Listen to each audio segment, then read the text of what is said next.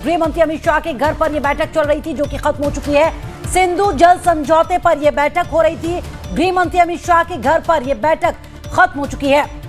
जल शक्ति मंत्री अमित शाह के आवास से निकल चुके हैं। बता दें आपको कि आगे की रणनीति को लेकर 1 घंटे तक ये बैठक चली केंद्रीय गृह मंत्री अमित शाह के घर पर, और ये बैठक खत्म हो चुकी है। सिंधु जल समझौते पर चल रही थी ये बैठक जो कि खत्म हो चुकी है। केंद्रीय गृह मंत्री अमित शाह के घर पर ये बैठक खत्म हो चुकी है। आगे की रणनीति को लेकर 1 घंटे तक बैठक में चर्चा की गई। विदेश मंत्री एस जयशंकर अब भी अमित शाह के घर पर मौजूद हैं। तो जल शक्ति मंत्री अमित शाह के आवास से निकल गए हैं। सिंधु जल समझौते पर बैठक चल रही थी। करीब 1 घंटे तक इसको लेकर बातचीत की गई, चर्चा की गई।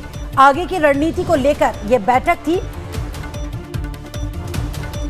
विदेश मंत्री एस जयशंकर अभी भी अमित शाह के घर पर मौजूद है, इस तरह की खबर सामने आ रही है। लेकिन जल शक्ति मंत्री अमित शाह के आवास से निकल गए हैं। तो सिंधु जल समझौते पर यह बैठक जो कि गृह मंत्री अमित शाह के घर पर चल रही थी, बैठक खत्म हो चुकी है। जल शक्ति मंत्री अमित शाह के आवास से निकल गए हैं। कमलेश मेरे सहयोगी जानकारी के साथ लाइन पर मौजूद है। कमलेश, सिंधु जल समझौते पर यह बैठक चल रही थी, खत्म हो चुकी है, क्या ताजा जानकारी? देखिए, जानकारी ये तो थी कि 1 घंटे की लगभग ज्यादा ये मीटिंग चली है और जल शक्ति मंत्री CR पाटिल वो बैठक से निकल चुके हैं। उनके साथ साथ सारे ऑफिशियल्स भी जो बैठक में आए थे शिरकत करने वो निकल चुके। लेकिन विदेश मंत्री एस जयशंकर के और केंद्रीय गृह मंत्री अमित शाह की मुलाकात जारी है और निश्चित रूप से इस बैठक में सिंधु जल समझौते से जुड़े हुए अधिकारी भी आए थे बैठक में। कई एक्सपर्ट को भी बुलाया गया था। किस तरह से सिंधु जल समझौते को जब भारत सरकार ने जो रोक लगाई है उसके बाद उस जल का क्या इस्तेमाल हो, कैसे इस्तेमाल हो, उसके लिए एक बड़ा टास्क फोर्स बनाया गया है जो बाद में डिसाइड करेगी इस जल का संशोधन कैसे करना है, डाइवर्सन कैसे करना है। तो पूरी वो टेक्निकल टीम करेगी।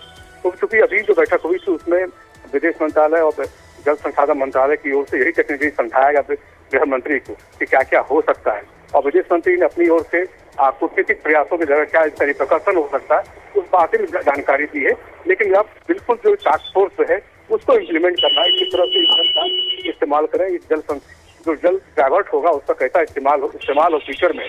क्योंकि अभी चूंकि जब जल रोका जाएगा, पानी रोकी जाएगी तो वो जल जमाव की स्थिति होगी और निश्चित रूप से जब जल जमाव की स्थिति होगी उसका निकासी बेहद जरूरी होगा। नहीं तो ये जो बांध है उसकी कैपेसिटी डिसाइड है और बांध ज्यादा कैपेसिटी हो तो बांध को पानी को ओवरफ्लो कराया जा सकता है। तो उस स्थिति में उस ओवरफ्लो पानी का इस्तेमाल भारत सरकार कैसे कर सकती है, तो उसके लिए कैनाल बनाने के साथ साथ क्या और मैकेनिज्म हो सकता है उस पर चर्चा जो टास्क फोर्स वो करेगी। फिलहाल ये बैठक खत्म हो चुकी है।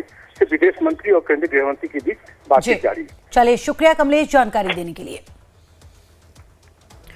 और वहीं बीजेपी सांसद